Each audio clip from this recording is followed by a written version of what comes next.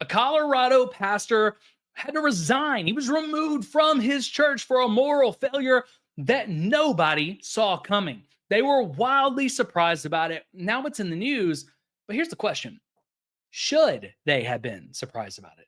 Let's think about all the scandals that have happened in the church recently. And one of the things that keeps coming up, this is kind of a common refrain, is people saying, "We had no idea. We were completely surprised." And I empathize with that. I've been in situations like that before where there's someone that I thought I knew, and all of a sudden I realized I don't know them at all. But let me ask you the question: is it possible that these things should not be surprising us in the church? Is it possible that there are red flags that show us when these things are coming, or at least when they're more likely to come? Are there breadcrumbs that we can follow early to make systemic changes, to bring rebuke early, to bring correction in church discipline early before people's lives are destroyed forever, before churches close down, before leaders are arrested, before investigations have to be done? And I think the answer is yes.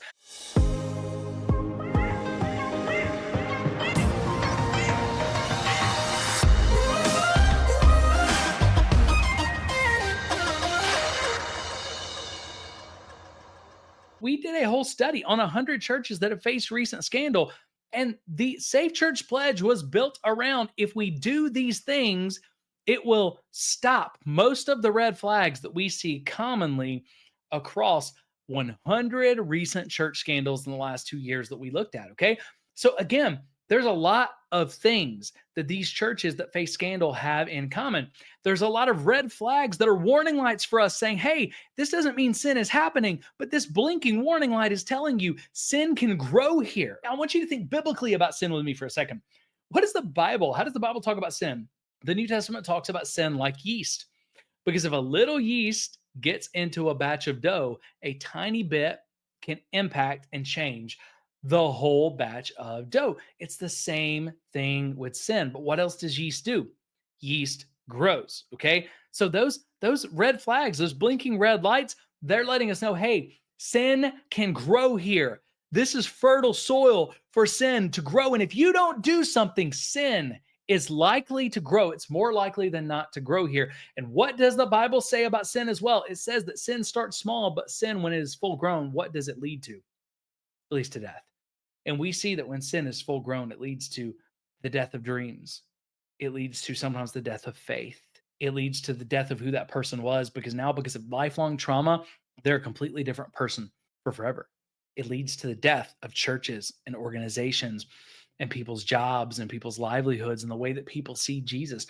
Guys, when sin is full grown, it leads to death. So it should not be a surprise to us that when we see a church in scandal, that when we see spiritual abuse, that when we see SA, CSA, when we see clergy adult sexual abuse, when we see all of those things, it should not surprise us that there were red flags telling us, hey, if you're not careful, sin's probably going to grow here. So I want to look together at this situation, and I want to look at some of the red flags, what happened, some of the red flags that were there, and what the church could have done, things that people could have looked at that would have actually helped them change this soil so it wasn't that easy for sin to grow. So let's go ahead and let's look at this together. You're going to see this is actually from the Roy's report. This was originally published by a newspaper in Colorado. It's just behind a paywall. That's why we're looking at the Roy's report first, because they weren't the first ones to this. But the headline says, Colorado megachurch pastor Jonathan Wiggins resigns over moral failure, elders say. Now, I didn't know Jonathan. You see him right there. I didn't know Jonathan, didn't know of Jonathan. I didn't know of this church, okay, until this story. But all I could think of as I was reading this story is, man, the red flags. The red flags, we could have seen some of this coming. Maybe not what happened exactly, but some of this coming. And Jonathan was the pastor of Rev Church in Loveland, Colorado. So if you're in Colorado, you may be familiar with this church. If you're outside of the area, or you don't have friends or family in the area, you're probably not familiar with this church. This isn't like a super famous church, but this church is operating out of some of the most popular, common church systems in the American church today. And it is a system that is rife with red flags. So part of the systemic change we're making is We're trying to get the groups and the churches that run this system to say, hey, parts of your system are full of red flags. And if you will work with us to change it, we might be able to protect people. But instead, a lot of people are ignoring the red flags and they're ignoring the abuses that grow in this system, because what this system also does is it grows churches. It gets butts and seats. And as long as there's money in the coffers and there's butts and seats, it's almost like the churches running these systems are saying it's worth it for people to be hurt. It's worth it for lives to be destroyed, as long as people keep coming and money keeps coming to the church and we can keep planting new churches. And guys, I just have a problem with that. And I think all Christians should have a problem with that. But this news story says Jonathan Wiggins, the controversial lead pastor of this Colorado megachurch, abruptly resigned last week over quote unquote moral failure and personal shortcomings. And then they let you know the Colorado Business Journal is who actually reported this first. Okay. Anytime a church says moral failure, we got to have all kinds of questions, because moral failure can mean a lot of things. And too often, the church is calling heinous sin, abuse, and illegal activity moral failure. Now, they are going to clarify later in here. They're not going to tell us what happened, but they're going to say this wasn't illegal. They don't tell us if it was abuse of any kind or not. They just say it wasn't illegal. Some abuse is illegal, some abuse is not. So I would have liked to have seen a little bit more specifics than that, but they just said this was immoral and disqualifying, which we'll see here in a little bit. But they said, following recent accusations, we, the trustees, keep in mind, trustees, that's important, have accepted Pastor Jonathan's resignation effective immediately. Also, the fact that they had to accept his resignation instead of remove him. Because if you hear this, it sounds like he needed to be removed. They wanted to remove him, but he resigned. All of this language, trustees and accepting his resignation, very important as we go forward. The newspaper quoted Britton Cottrell, a board member at Rev Church in Loveland, as saying during Sunday worship. Now, remember, Britton is not actually a board member. From my understanding, Britton would be a trustee, because he said, we, the trustees, which tells us a little bit about the system that they're in. He goes forward. We, along with our advisors, first learned of these accusations on Friday. We met all day yesterday, and we have moved swiftly to address the issue. We are committed to handling this matter with grace, integrity, and in accordance with biblical values. Now, first of all, I want to give them props, okay? Because we're going to talk about the red flags. I've got concerns with this church. I've got concerns with this system. But I want to give credit where credit is due. And I want to give props to these trustees, because they did a couple of things well here, okay? One, so far, from what we've seen, they've acted very quickly. They said they found out about this stuff on Friday. They met all day on Saturday. On Sunday, they're telling the church, we accepted Pastor Jonathan's resignation and we're moving forward. Okay. So I appreciate, one, kudos. You moved quickly. You didn't let grass grow under your feet. Sin is sin. Disqualifying sin is sin. That's not going to change.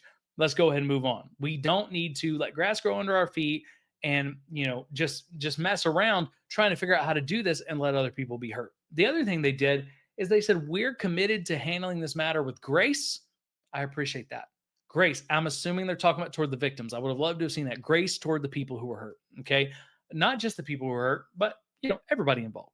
With integrity, I appreciate that. Hey, let's handle this. Right is right, wrong is wrong. What does the Bible say we need to do? Let's handle it with integrity and in accordance with biblical values. Again, so they're saying the right things. They acted quickly. They're saying a lot of the right things. So I want to give them props there. This is not what we've seen with a lot of trustees, with a lot of leaders, elder boards, overseers in these type of situations. Okay. But we'll get into some of that other stuff later. Without going into details, Cottrell said the accusations we're referring to that we have accepted the resignation over are not of an illegal nature. Now, again, I do appreciate that, because again, in a lot of churches, when leadership says moral failure, it can mean so many different things. People assume the worst. Okay. Not to mention, sometimes moral failure is made so that people will assume the worst. Sometimes they say it's moral failure because they don't want to say what it was because it was so bad. Okay. I think we've got to do better in churches. We don't have to give every specific, but we need to be specific enough to where people know what was going on. So they don't think it's something way worse than it was. They don't think it's something way better than it was, or way lighter than it was. Okay. So he says it's not illegal, which I appreciate. It's in a moral nature. It's a moral nature that we agree is a disqualification. Again, the Bible is clear. So I'm glad that they agree that he's disqualified based on the requirements of an elder. I'm glad that it's not illegal. Now, here's the problem. Moral could be anything from he was involved in sexual sin. It could be he was found out to be chronically lying, right? Or it could be that he spiritually abused 100 staff members who have left ministry and are no longer, even walking in their faith because of the spiritual abuse. None of that would be illegal, but it would be immoral. So again, moral but not illegal is too broad here. They don't have to tell us exactly what happened, but I do think they owe it at least to their church to be a bit more specific about this. Okay. Wiggins was previously involved in a lawsuit over text messages he exchanged with another staff member. Now, I'm not going to go deep into this. You can read all this, but essentially, there were moral concerns brought up in this lawsuit. Okay. Moral concerns that were about behavior that would have been disqualifying. You can read it on your own. They've been through this lawsuit. They should have investigated enough through this lawsuit, unless it was proven that 100% with no doubt this stuff was false.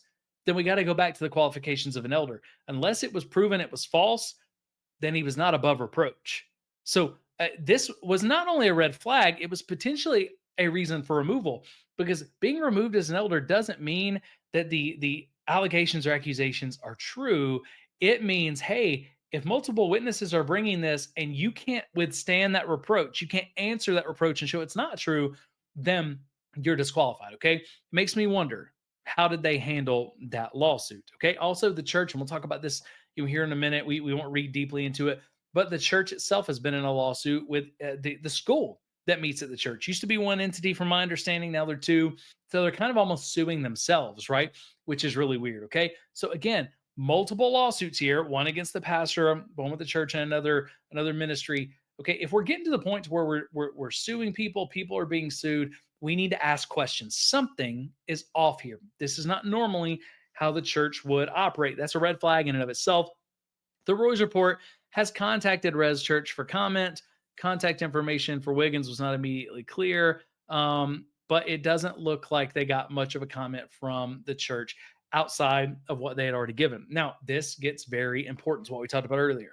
Res Church, this is another big red flag. And some of you are not going to like this, because some people, you may be a part of a church like this, you may be a part of this system. Okay. I don't care if you like it. It's important that we understand it's a red flag. Okay. I'm not saying all these churches are bad. I'm not saying this organization is completely bad. I'm saying systemically, sin can grow here really easy. And we got to be careful about it. We got to call it what it is. As the church, we owe it to ourselves to change it. Res Church was formerly linked to the scandal ridden Association of Related Churches, even though it's not listed right now as a church plant. As the Roy's Reports previously reported, Wiggins has claimed that Res Church was closely affiliated with ARC. We're going to look at their website here in a minute, and you're going to see the fingerprints of ARC all over them. They're like a Church of the Highlands clone, as much as they can be. Okay. If you're not familiar with ARC, ARC is the church planting arm that basically operates outside of Church of the Highlands, out of Church of the Highlands. It was founded by people from the Church of the Highlands. It was also founded by Greg Surratt of Seacoast. It was founded by some other really big churches that have been tied to a lot of scandals, that have had a lot of questions. But not just those churches, ARC churches at an alarming rate. At an alarming rate have been churches that have faced scandal. Tons of moral failure. Tons has been reported, a lot more that hasn't been reported. And if you want more information on this, we did a 2-part deep dive investigation, 2 full episodes of the podcast, over 3 hours of content where we investigated ARC. You can hear one of those churches and their moral failures and how they handled it so poorly that the trauma got way worse. That's episode 1 of the ARC investigation. Part 1, we listened to those recordings. We walked through that. Part 2, we actually look at the systems behind ARC, including the recommended bylaws, and how they put pastors in a position to where they're the CEO. They're essentially the king of the church. And it is very hard for anyone to bring accountability to them. The trustees and elders inside the church can't bring accountability. They have to call in overseers who are handpicked by the pastor to come back into the church. And only those outside overseers could actually remove the pastor. So again, when we go back, you can hear all about that and look at those bylaws in part 2 of the ARC investigation. But when we saw him say, we the trustees, the only churches I know of that consistently call their main leadership in the church trustees, okay, those are ARC churches running the ARC systems. And the trustees are mainly supposed to just handle legal matters. But they're also, this is important, the trustees and not the elders The elders are supposed to hold the pastor accountable, but if they see anything wrong, they have to call in the overseers and hope they do something. And we've actually seen some churches where the elder said, we don't even know who the overseers are or how to contact them to bring them in if we had a problem. But the trustees are only supposed to handle financial matters, but the trustees are actually the legal board. They're the legal representatives of the board. They just don't have a whole lot of power in that system. Okay. So when it says we, the trustees, accepted his resignation, one, the fact they said they're trustees lets you know they are probably embedded pretty hard in this ARC system of governance. It lets you know that they would have probably had to have brought in handpicked overseers by Jonathan Wiggins to be able to remove him. The fact that it says they accepted his resignation, they would not have had the legal power. Nobody at this church would have had the legal power if they're following the recommended governance from ARC. Nobody would have had the legal power to remove Jonathan. They would have had to have brought in overseers, right? So that he would have had to have resigned. The fact that he resigns lets me know that one, again, they're steeped in that system. Two, whatever he got caught doing was so bad that he knew the overseers wouldn't want to be a part of it. Nobody would want to be a part of it. He probably doesn't want it leaked out, and he knows they don't want it leaked out. So it was better for everybody for him to resign. When they're not sure that stuff's going to be leaked, those pastors usually don't resign, and their overseers will often cover for them. Okay. So again, in this governance system, there's all sorts of red flags. So the fact they said they had to receive his resignation and they were trustees lets us know again that they are part of ARC. Big things there. And then we know now that that the pastor himself has said they're closely aligned with ARC. So even though you're not going to find them listed as an ARC church on ARC's website, when we look at their website here in a minute, you are going to see like literally the fingerprints of Chris Hodges and ARC and this governance system all over this church.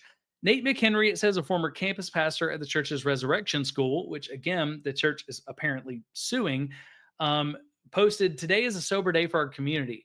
Pastor Jonathan Wiggins has resigned due to moral failure and personal shortcomings. This is painful, and I'm sorry for all who have been wounded."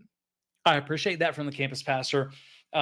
But also, it's letting us know whatever this moral failure was, it sounds like it has wounded a lot of people in general, but also everybody at the church who trusted this pastor and trusted this church is now carrying a wounding because of it.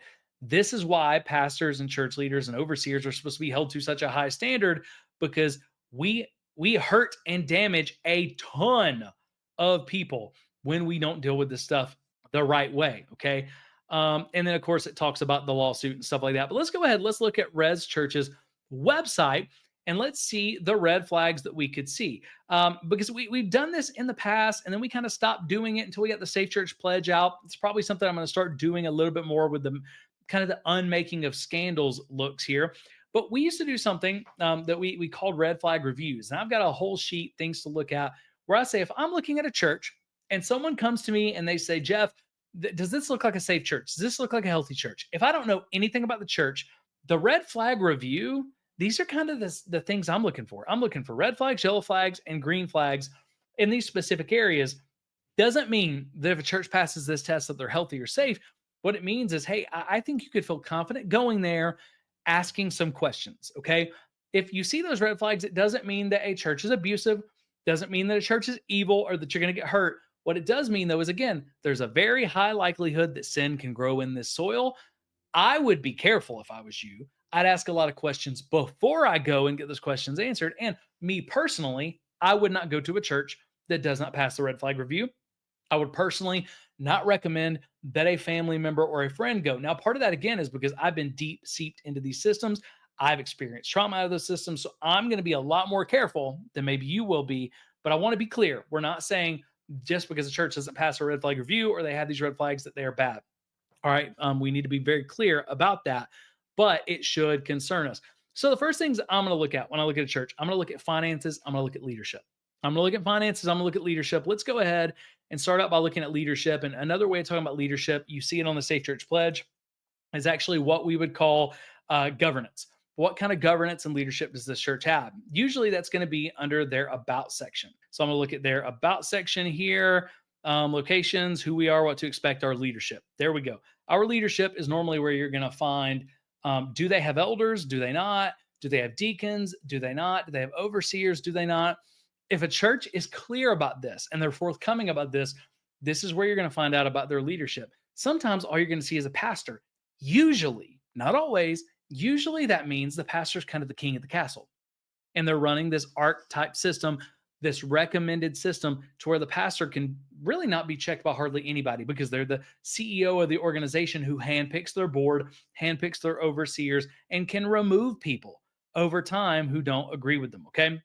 So let's look at our leadership. Let's see what we find. Hopefully, we'll find out about elders and not just trustees. Hopefully, we'll find out that this isn't just an ARC governance system.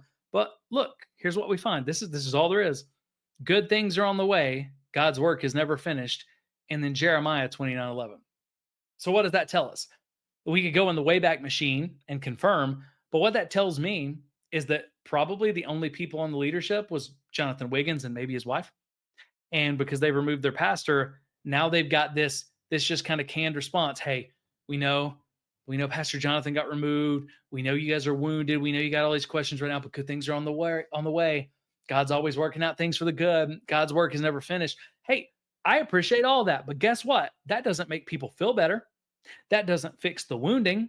This is not the time or place to say that, okay? Because just like when someone goes through trauma, can I just tell you, when somebody's going through trauma, somebody loses a loved one or a parent loses a child, that is not the time to tell them that God works all things together for the good. Because even though that is true scripturally, right then what they need you to do is grieve, mourn, and well with them, hurt with those who hurt, weep with those who weep, right? And we forget that. So one, this was dumb, in my opinion, for them to put out there. Okay. Um, but what it tells me is they don't have anything else to put here because their leadership was built around this one pastor. And that makes perfect sense with them being heavily involved in ARC because everything is built around that one pastor. And the trustees and the overseers, the only people who could actually hold this person accountable are handpicked by the pastor. The elders, they normally are not handpicked by the pastor, but the pastor can veto any elder, and the pastor can remove any of these people at any time for any reason. So literally, king of the castle. Okay. Also, another issue I have here. So a couple of red flags after the fact going forward that tells me there are still concerns at this church. It's not just one pastor. It's the system. It's how people see the church. Jeremiah 29:11. For I know the plans I have for you, declares the Lord. Plans to prosper you, not to harm you. Plans to give you a hope in the future. There are going to be people listening who love this verse. And they're like, hey, Jeff, I don't know what you're about to say, but I love this verse. You might be listening. You got this verse tattooed on you somewhere. Okay. Look, I'm not trying to make you feel bad, but we got to call a spade here. Jeremiah 29:11. What are the questions we always ask about the Bible? Okay, because again, biblical literacy stops a lot of spiritual abuse in its tracks. Jeremiah 29, who was it written to? Israel. It was written to Israel, and it was written to them as a warning before they went into Babylonian captivity. Okay, they're about to go into generations of captivity. They were about to go into extreme discipline from the Lord. And while the Lord disciplines those that he loves, there were going to be people who are going to go into captivity and not come back out of captivity. Okay. This was bad.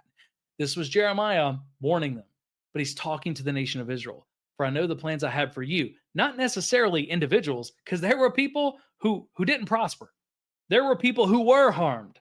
There were people whose hope and future was destroyed. Read the scriptures about Babylonian captivity, how they got into it, what happened. Read all that, okay? This was not a promise to individuals. This was a promise to the nation. And it wasn't a promise to the church. It was a promise to the nation of Israel. For I know the plans I have for you, declares the Lord, plans to prosper you, not to harm you, to give you a hope in a future. God was essentially saying, I'm going to discipline you, Israel, but not for forever. You're going to go into captivity, but you're going to come out of captivity, okay? What we turn that in today, though, even here. Oh, we face something hard. Let's throw Jeremiah 29:11 out of context. For I know the plans I have for you, person reading this, because God has great plans for you. He's not going to harm you. He's got plans for a hope in the future. You're going to get through this hard thing, just like our pastor being disqualified. And guys, when we use scripture like that, it's one thing for a parishioner to use it and it be a mistake. For elders, for trustees, for church leaders, for pastors to use the scripture this way, that is manipulative. It is a false scripture. It is false teaching because they are giving you a promise in a situation. You aren't the person this promise was made to. This promise wasn't made to a person. It wasn't made to the church. It wasn't made for this situation. And then we tell people, hey, God's going to work all things together for the good. He knows the plans that he has for you, plans to prosper you, not to harm. And then if you're in a situation where you get harmed and you get traumatized, then you begin to wonder, is God real? Did God not show up for me? And it shipwrecks people's faith. And it's not that God didn't show up for you. It's just that the promise you were holding on to is a promise that God never made to you. When Paul talked about it, Paul was okay. Paul was okay losing his life. He said to live is Christ, to die is gain. It's not always going to be things that work out for my good. It's going to be things that work out for the good, right? Romans, when you think about Romans 8:28, I believe it is, all things work together for the good of those who love him and are called to his purpose. Who are those who love him and are called according to his purpose? The church. Things will work out for the good of the church, just like things would work out for the good of Israel, because Israel and the church are two different parts of God's plan. Okay. Again, sometimes we apply these things to us. So this is another big red flag for me, even though it's happening afterwards, because this is church leaders misusing scripture. They are misusing scripture just to try to make people feel better. But going back to the leadership, here are some of the questions that I normally ask about leadership. Let's see where the red flags and the yellow flags, the green flags are. I ask, first of all, is there clear governance info? Is the church clear about what their governance looks like? Will you tell me the only tab that says anything about leadership looks like it used to be one pastor, it's nothing else? Is the church clear about their leadership? That's a red flag. I actually gave them a yellow flag, and here's why. We're going to see it's not easy to see, it's not easily available, but if you go deep enough, you can actually find their governance info. So I'm giving it a yellow flag, but it's real close to being a red flag because most people are not going to go this deep. A church should have a safe and healthy church should have their governance info. You shouldn't have to go through a membership class to find it out. You should be able to see it before you ever go to that church. The second question I'm asking, is there concentrated power, or are there elders with teeth that can hold them accountable? Based on everything we see here and what we're going to see later, so I'm going to show you, those are red flags. There is everything looks to be concentrated power to one person, the pastor, who's now resigned. So this church is going to have a huge void of leadership, even figuring out legally what it looks like to be led in this time. Also, it looks like there are no real elders, that there are trustees, and then the elders, if they have elders, which we don't even know if they do, but if they do, it would be the archetype elder that really has no teeth whatsoever and are handpicked. So that's going to be a red flag. I also ask, is there concentrated power at the top? Do one or two or three people kind of have all the power and call the shots? Yes, that is a red flag. It looks like that is what is there. Is the leadership info, regardless whether it's good or bad red flags or not, is it clearly and easily available? No, it's not clearly and easily available. That's a red flag. A couple of other things I'll look for. I look for nepotism. Is there evidence of nepotism? I'm going to give that a yellow flag here because we just don't know. They don't tell us who the elders are, who the overseers are. They don't tell us who the trustees are. They don't tell us who the staff is. So we don't know if there's nepotism. We don't know if there's other people from this Pastor Jonathan's family who are actually calling the shots. And then the last thing we look for there, we look for two things. Is there a reporting policy? That's a yellow flag, and I'll show you why here in just a few minutes. They do have a reporting policy, but it's only for minors. So we're talking about how you would report abuse, how you'd report sin, wrongdoing. It's only for minors, and it's a light policy. It is not what I would call a good policy. It's not very protective. It's kind of a CYA, cover your butt policy. And then the last thing that I look for under governance and leadership is there a like pastoral conflicts of interest? Is the pastor, making a lot of money off speaking for organizations they're tied to? Is the pastor selling their own books at the church? Are there potential conflicts of interest created? I gave them a green flag on that. It's the only green flag they got under governance. They got, let me see, 1, 2, 3, 4 red flags, 3 yellow flags.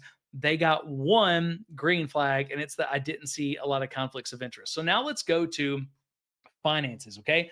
The second thing that I'm going to look for is I'm going to look for finances. Do we have financial information? Do we have a clear financial report? Because if a church is accountable and transparent with their finances, they're probably going to be accountable and transparent with other things.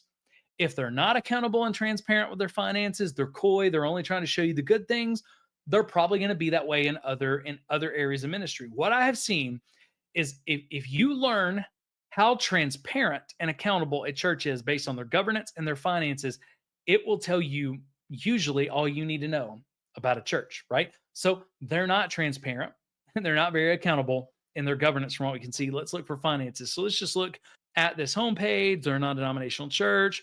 Look right here. It's going to be important here in a minute. Know God, find freedom, discover purpose, make a difference. You may be like, oh, that's pretty cool. Is that their mission? Yeah. That's their mission. That's what they're about. That's who they're called to be as a church. For those of you that have been listening for a while, you may recognize that's literally Church of the Highlands mission statement, right? That is Church of the Highlands mission, or the way they go about things. That's kind of their system strategy. That's ARC system strategy. And a lot of times these ARC churches, what you find is they literally say the reason we exist as a church, what God is calling us to do in our community, this special thing that God is calling us to do. Well, it's exactly what God called hundreds of other churches to do, and it's exactly what God called Church of the Highlands to do. And it's a cookie cutter approach where they're basically just franchising for Church of the Highlands. It's kind of like they're, franchising for McDonald's or Zaxby's or something like that. We want to be just like them, right? We can't ask God for a fresh vision. We can't tell you what we hope for our community. We can only tell you that our strategy and our mission and all the above is we just copied and pasted it from another church. But they're not going to tell you it's from another church, which to me is the definition of plagiarism. Is that bad per se? Is it sinful per se? No. But guys, again, if you're just going to take something else from another church, you're going to build your whole church around it, and you don't even tell people. I think it shows you they're very okay with omitting information. They're very okay with giving out other resources of their own, which tells me they're okay with flirting the line of what is truth and what is not. It tells me they're okay saying, well, I didn't technically lie. I didn't technically plagiarize, all that sort of stuff. Again, if you're willing to do that and you're very close to passing off someone else's vision, mission, resources, words, whatever is your own, it tells me that you probably don't have a real tight hold on integrity. But again, talks about their live services, no financial information there. Get connected, get involved. I've looked at both of those. That's just growth track and stuff like that. Download the app. None of that's financial. What's coming up? Events. None of that's financial. There's nothing financial done here except for giving. So usually if you can't find it on the front page, maybe you can find it on About or the Giving tab. Let's go ahead and go to the Giving tab. Okay. Generosity changes lives. Lots of pictures of life change.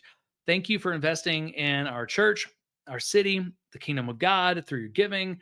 Your generosity enables us to do all these things, right? This is funny. If you click on learn more about giving, it takes you to the exact same page.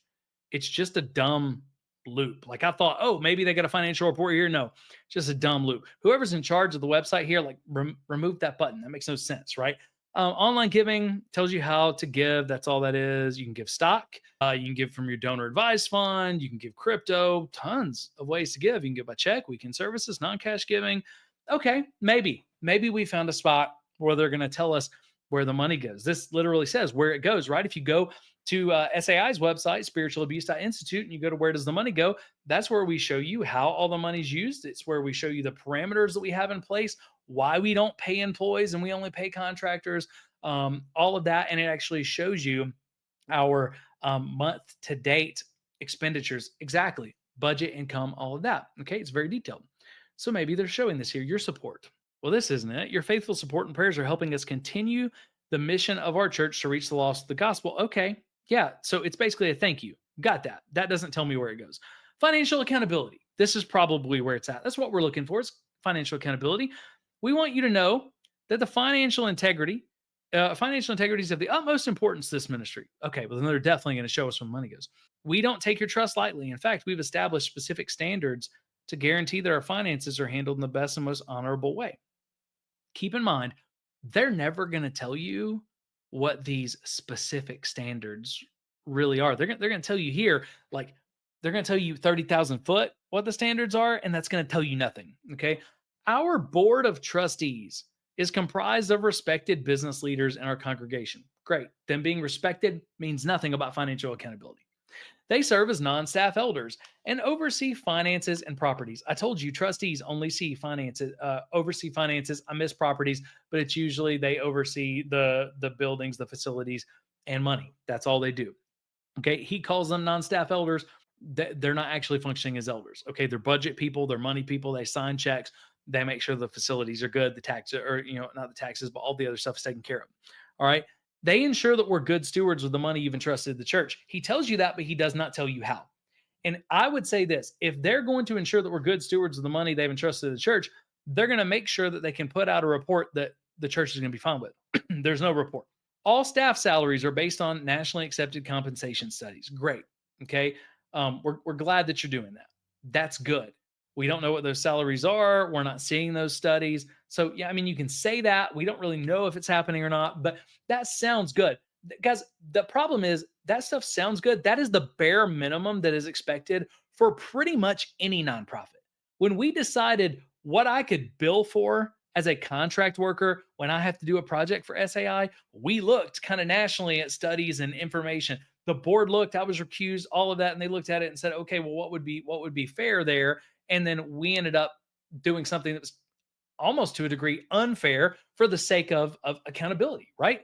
So this is normal. This is not pat yourself on the back. We did something good. No, okay, you're operating normally. The pastor shouldn't be creating their own salary. And then he says this: to ensure our business operations are conducted to the highest standards, Rev Church undergoes a voluntary annual financial review and of our records. Okay, this is an audit. This sounds really good.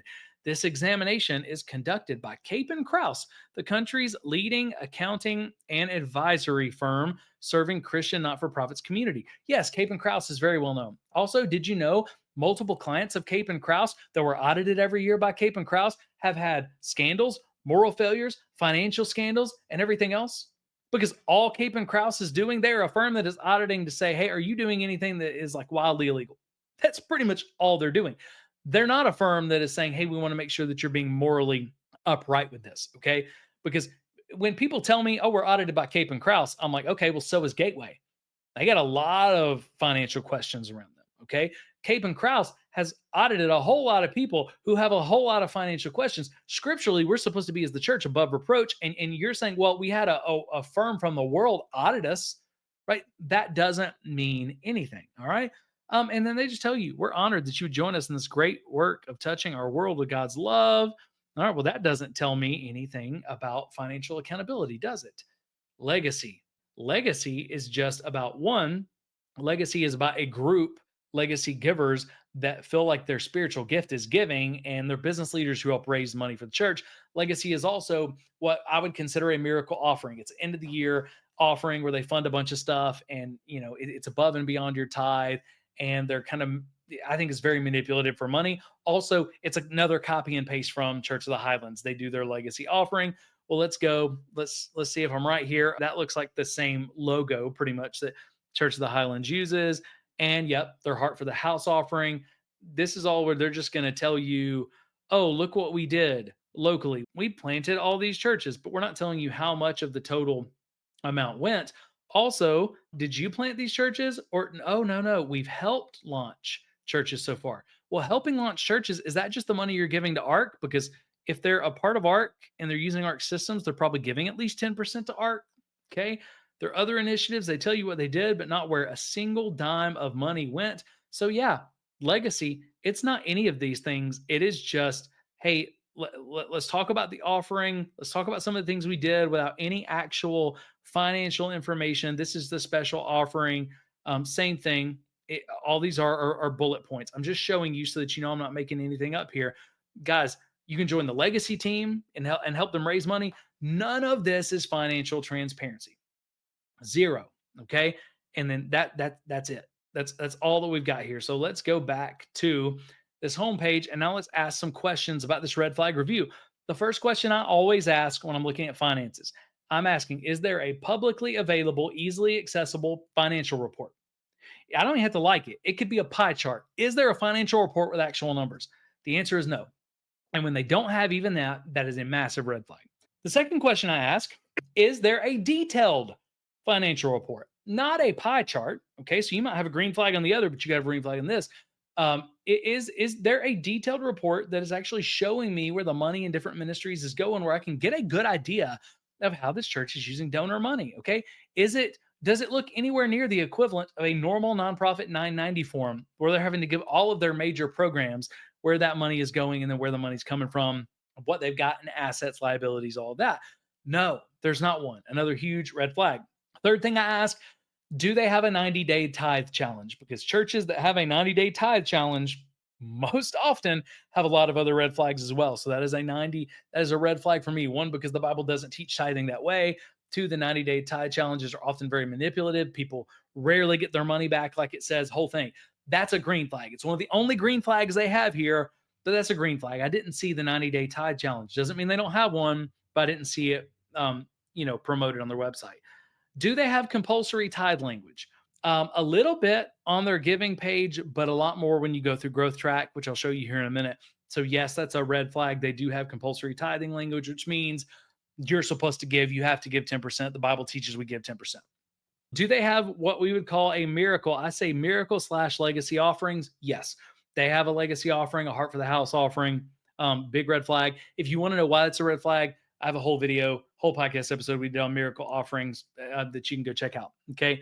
Let me see. By the way, as I'm recording this, let me see. Tomorrow's the first day of October, which means the last quarter of this year is miracle offering season. So you may want to go check that out because you're going to start seeing miracle offerings pop up all over the place.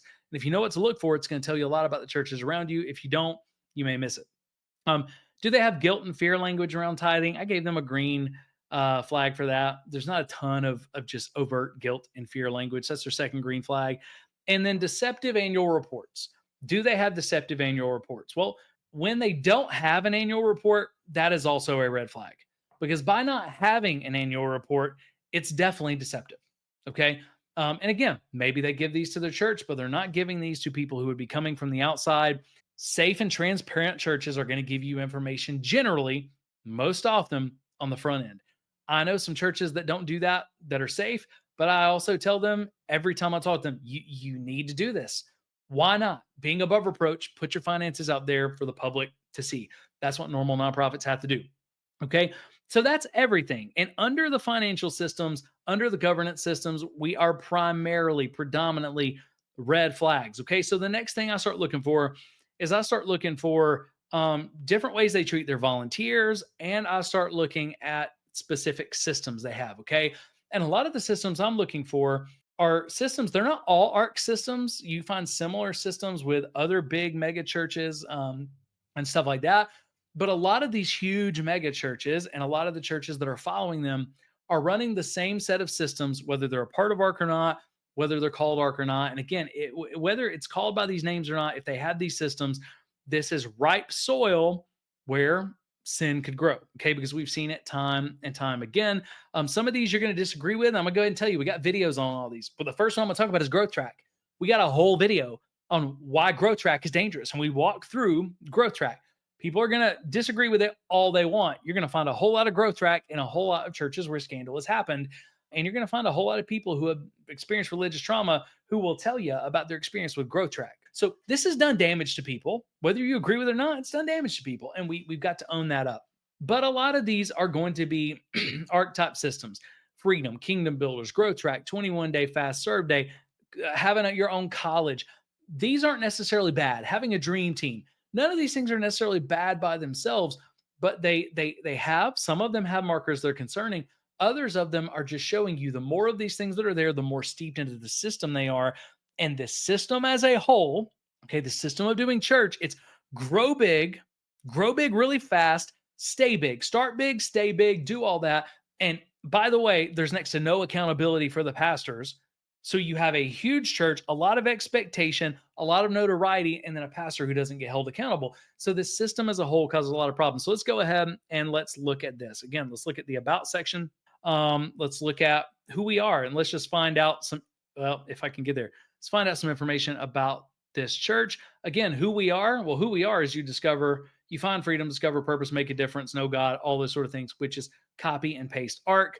Their story, they're just going to tell you what they're known for and all that, their purpose. But their purpose is basically, it's ARC. It's know God, find freedom, discover purpose, make a difference. Their website is like super janky to actually get to work, which is weird. What to expect? I've already looked at that. Contact us. Those aren't going to tell you a lot. So for the sake of time, we're not going to get involved with a ton of that. But let's look at their get involved tab. What's the first thing that we see? Growth Track and Dream Teams.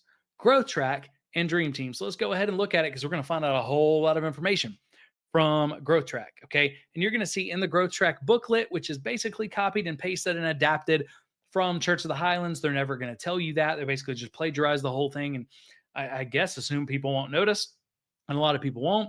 But welcome to Growth Track Online. You can complete the whole 4 steps. And guess what? The 4 steps are know God, find freedom, discover purpose, and make a difference. You can find our whole 4 steps to Growth Track, to join our church, know about our church, know if you fit with our church. And here's the deal. If you fit with our church, you definitely fit with Church of the Highlands, because we're essentially just franchising Church of the Highlands to you. But here you go. Look at this.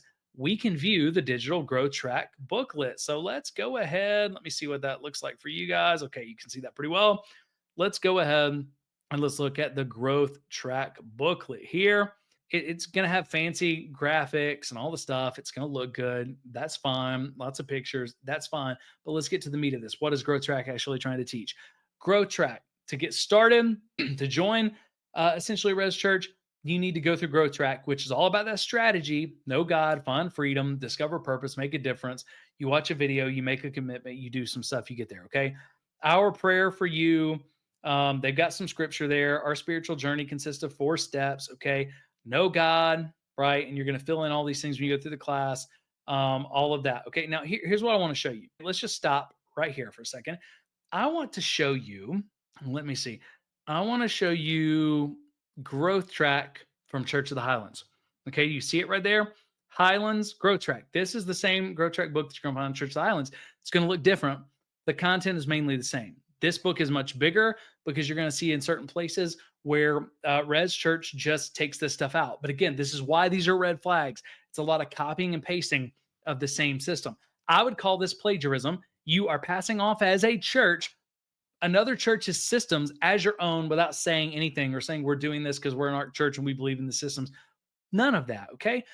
Again, you're going to see fancy graphics. You're going to see great pictures. You're going to become all that. By the way, look at the step 1, step 2, step 3.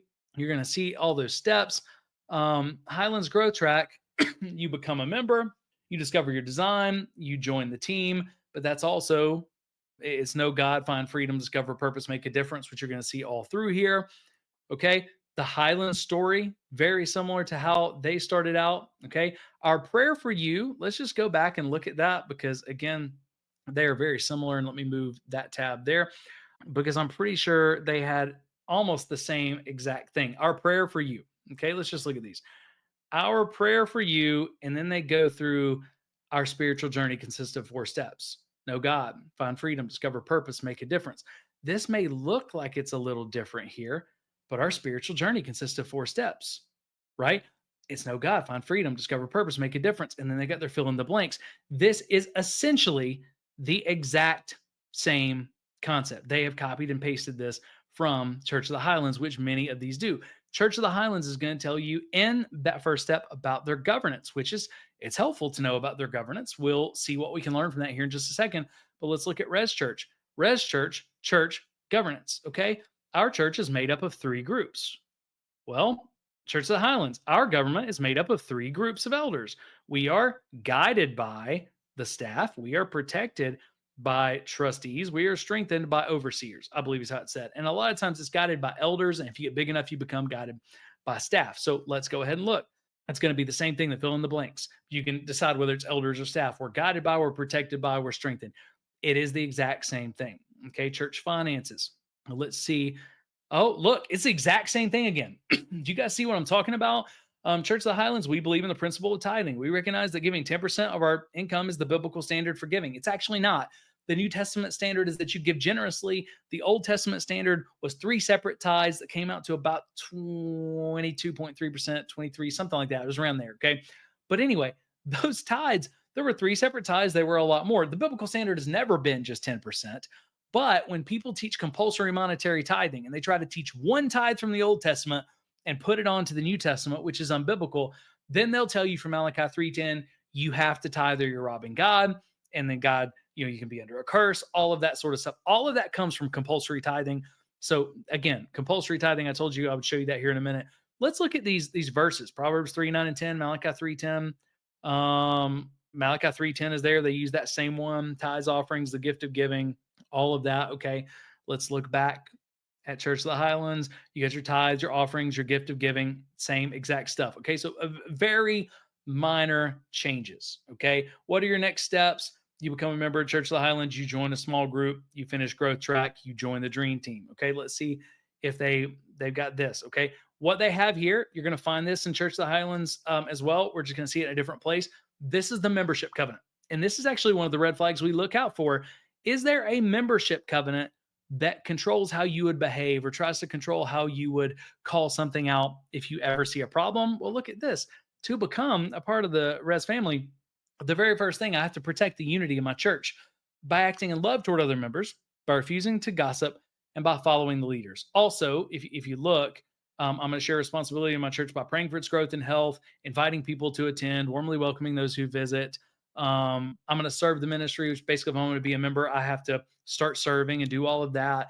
And then I'm going to support the testimony in my church. All of this, if you go back to, this sounds good, but the moment you have a concern in a system like this and you call out something that could be sin, could be hurting people, what are they going to say? Hey, we got to make sure we're not letting a root bitterness grow up among us. And we just got to make sure we're not gossiping. We got to make sure we're not gossiping, right? Now, these churches rarely use gossip the way the Bible uses gossip or tell you how it's gossip. They'll just say, don't gossip. When you say, I don't think I'm gossiping, I just have these concerns, they'll say, well, do you trust the leaders?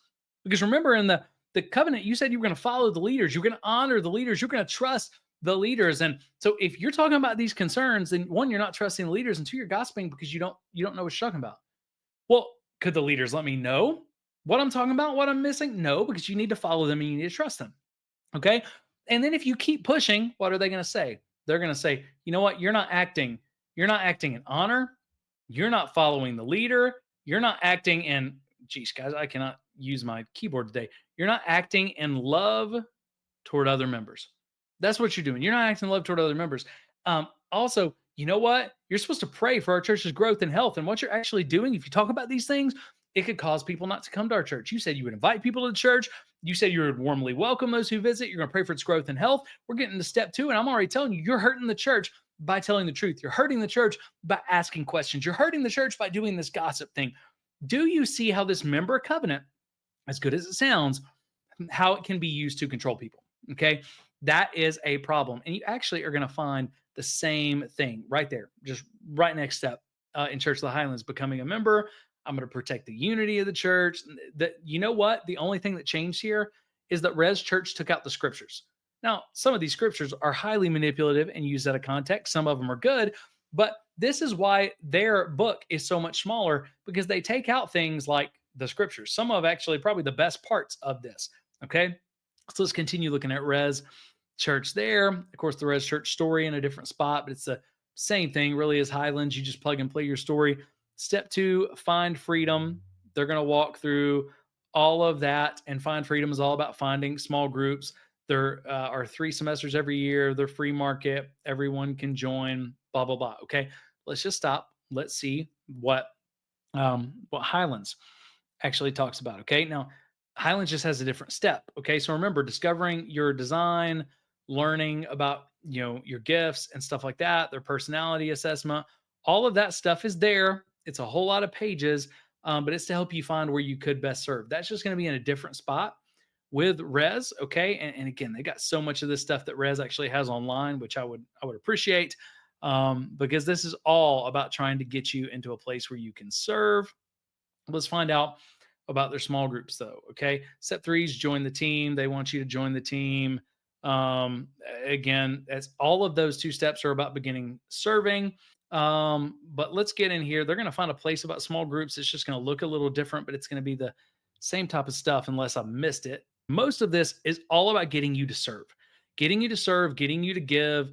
That's their youth protection policy, by the way, which I will show you. Rez's is pretty much the exact same. And it basically just says, I understand that we're mandatory reporters in a safe place for children. And if I see any evidence of physical, sexual, emotional abuse, or neglect, that I'm going to report that to authorities. It is a 1-page youth protection policy. So there's not really a reporting policy. There's nothing to protect adults.